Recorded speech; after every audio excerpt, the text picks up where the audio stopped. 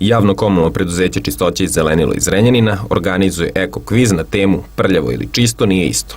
Učestvuju učenici od 5. do 8. razreda osnovnih škola na teritoriji grada Zrenjanina i svih naseljenih mesta.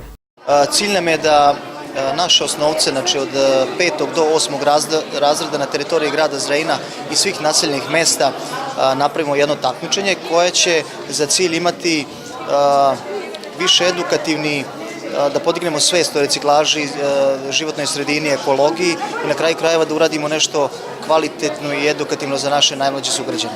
Javno komunalno preduzeće Gradska čistoća iz Beograda pre 3 godine započelo je projekat Eko kviz. U glavnom gradu učestvuju 32 osnovne škole. Pored Zrenjanina imamo tu i Gornji Milanovac i Vranje. Tako da planiramo da eko kviz omasovimo i u nekom narednom periodu, ali ono što je sada osnovni plan, pored našeg gradskog finala koje će biti održano 21. aprila u našem glavnom gradu, cilj je da u oktobru organizujemo sa ova još preostala 3 grada republičko takmičenje i ono što je takođe bitno i važno, ako to ne radimo sa našom najmlađom populacijom, onda mnoge stvari nećemo u nekom narednom periodu promeniti. Kao član gradskog veća zadužen za zaštitu životne sredine, uz pomoć Skupštine grada Zrenjanina i javno komunalno preduzeće Čistoća i zelenilo, zalagaću se da ova manifestacija iz godine u godinu ima što više učesnika i da svi učenici i sve škole na području grada Zrenjanina budu učesnici kviza i da svi učenici prođu kroz ovakav vid edukacije.